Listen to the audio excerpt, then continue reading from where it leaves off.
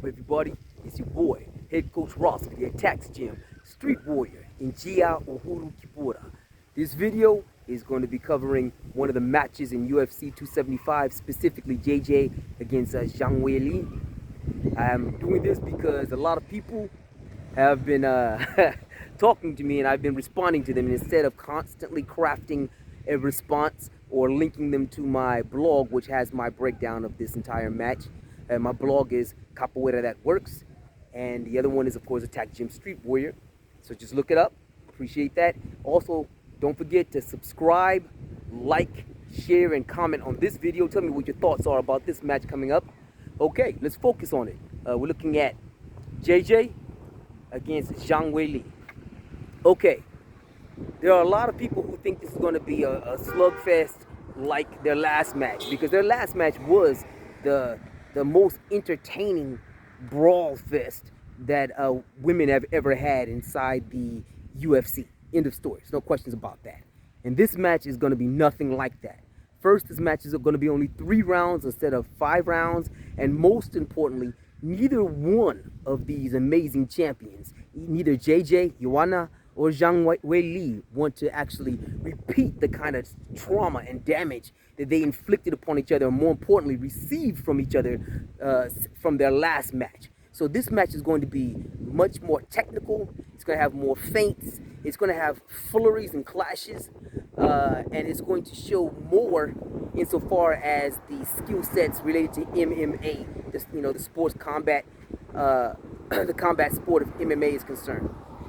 Okay, now what else can we look forward to here? We'll see in this match that Zhang Weili is actually a more well-rounded MMA practitioner than Joanna. Yes, you boys over here at Bethune Park, over in the city of Moreno Valley. It's a good minute from Long Beach, but your boy gets his travel on, like I told you. But yeah, back to the match. Zhang Weili is a bit more well-rounded than JJ. So so skills-wise, you know, in an objective, analytical, on paper, you know, kind of thing, she should have the advantage in this match. Remember, it's 3 rounds, so the tactics will be different, the pacing will be different, and believe you me, those extra 10 minutes at the end of a 15-minute match already, you got to go another 2 rounds, which would be another 10 minutes in USA MMA. Those things really make a difference in the tactics that you apply from rounds first to 5, and what it is you're attempting to do. In this match, you will see more. I believe you will see more clinch work, more attempts for takedowns, and more elbows in particular from Zhang Weili. Here's the problems and the challenge for both of them. Neither one of their defense is anywhere near as high octane or as incessant or as powerful as their offense is, which is what will produce longer lulls, more feints and what have you by each one of these athletes. But Zhang Weili in the striking department has more weapons. She's demonstrated the side kick and the spin kick or what have you.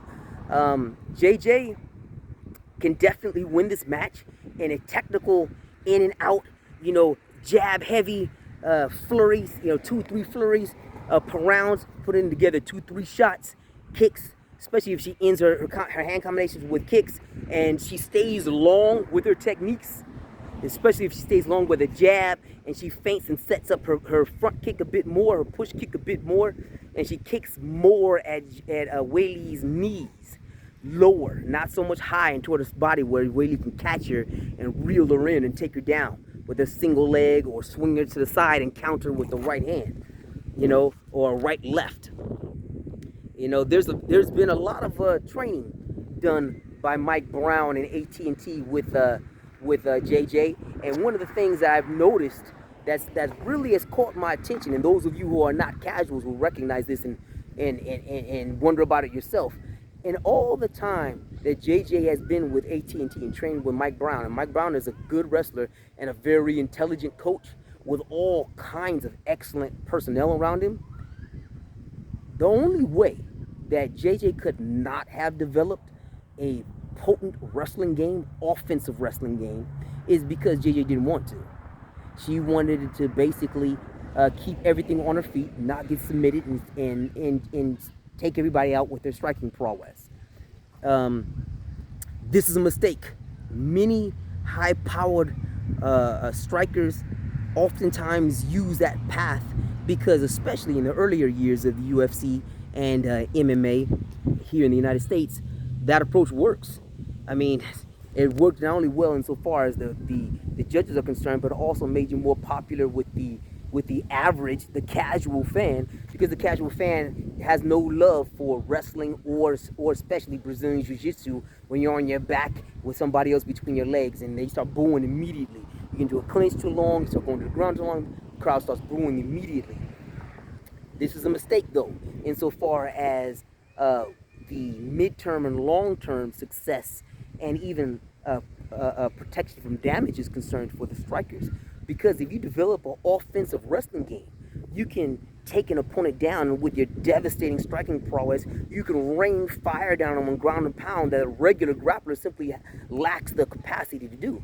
A grappler would look for submissions, pins, and like the kind of thudding ground and pound that, you know, kind of grounded out ground and pound you see people from side mount, you know, will do, or if they've passed and managed to pin an arm and they just punch and what have you. It's repeated trauma that forces the referee to stop you. But a potent striker will finish you from that position, and that will save the striker more damage, and it will also force the kind of athlete that's usually drawn on or called on to stop the striker, the potent grappler. They give them something else to think about, because now this grappler has the capacity to render you unconscious in the same areas that's normally the strength of the traditional grappler, especially the wrestler. Okay? So this is one of the things that I think will definitely play a role, not only in matches like the kind JJ is having with Zhang Weili, but also it's one of the things that keeps her away from the incredible peaks and likes of Valentina Shevchenko. Valentina is excellent at everything, and there are no weaknesses in her game, but there are distinct lapses or drops in skill in JJ's game. Same thing with Zhang Weili. Zhang Weili has a pretty decent submission game. She's powerful. She's quick. She has a good wrestling game. Insofar as female strikers are concerned, you know, of her weight class, she has a good wrestling game, and she's a powerful striker. She can hang blow for blow with pretty much anyone not named Valentina. Okay, but again, her offense is, her defense is porous, and she's shorter than JJ. JJ can simply sting her, you know, stick and move, throw the combinations, keep the feints heavy, and JJ can actually pull a 2-1 majority decision on her purely because Zhang Weili's striking offense is porous. This is why I think that Zhang will be working more with using her strikes and her pressure to attempt repeated takedowns, because even if she fails to do so, she will stall JJ's offense, and that's when they will both start going to war again. It'll be JJ in her knees and her clinch prowess, and she's very good at that. Very good at that. You know, she's better in the clinch than Rose and Zhang Weili insofar as striking is concerned, overall striking is concerned. In my opinion, and I think how you doing? I think the CompuBox made it clear, CompuStrikes made it clear. If JJ had developed an actually potent defense, she would have beat Rose and Zhang, because she outstruck both of them. And she lost the drama of the match to Zhang Weili because she had that huge hematoma on her forehead, looking like a Klingon. It looked like she was trying to grow a whole nother planet, a moon on her head. You know, she was looking really bad in that one. She was looking like Herman Munster or something. But if she learned how to move her head more, stop dropping her hand so much, and when she does a push kick, she hides the preparation well, but when she extends the kick, her hand comes down.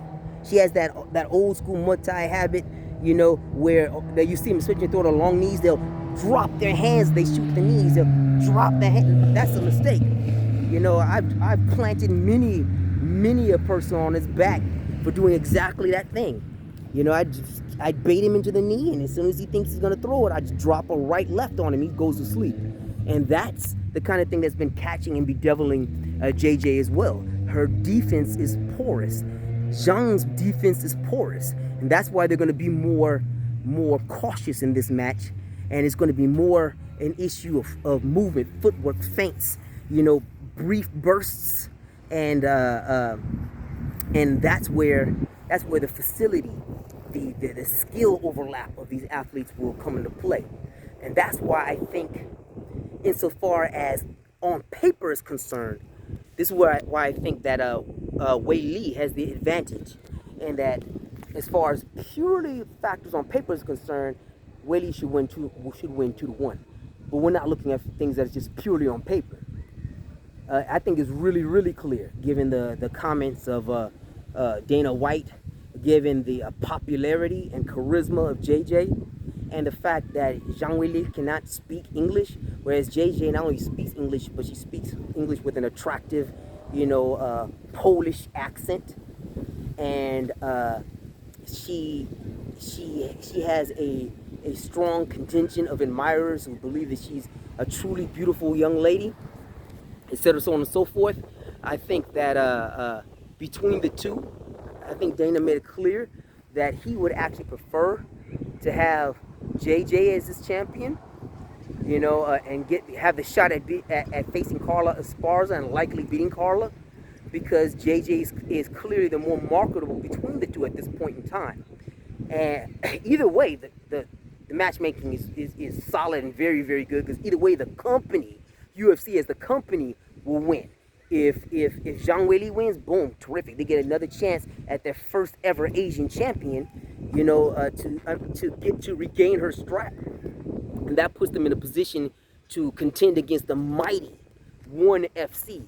And ONE FC is my favorite MMA organization, and ONE FC is largely unchallenged in Southeast Asia. And Southeast Asia houses nearly 3 billion people. So yeah, definitely the UFC wants to crack that market and wants to become a major force in that market, because the billions of dollars waiting there, you know, are just incredible, and will continue to increase as the population there grows. So definitely they want that, and that's what they see correctly. They see Zhang Weili as their best chance of breaking into that market, because she was already there before. She was already their ace when she was the champion with the UFC before. Okay, so the UFC company will win no matter whoever wins between JJ or Zhang Weili. But I believe, insofar as Dana White's personal preferences are concerned, he wants JJ to win, because he already knows that not only can he market her better, he can also deal with her insofar as contracts are concerned better, because JJ speaks English, whereas Zhang Weili not only doesn't speak English, her cultural perspective is significantly different than his, and Dana would have to work through her representatives, and her representatives is not putting up with none of Dana's BS. You already know what that is. You're like, hell no, you need to shut that up, Dana. We're not having that. So yeah, you know, I think that in a close match, and it will be close, in a close match, JJ will get the nod due to politics, not necessarily because she won it in the cage. She could very well get the nod due to politics. If Zhang Weili gets 2 takedowns in any one of those 3 rounds, and if she keeps the stand-up game close, Zhang Weili will win this. So what are your thoughts about this matter? I'd like to hear it. You know, once again, sub, like, you understands me, leave those comments, share it please. Share this video to all your friends, and I look forward to seeing you again, because we've got a lot of videos coming your way from now on. All right, look forward to seeing you. Take care of yourself. Asante sana. Amani. Ashe.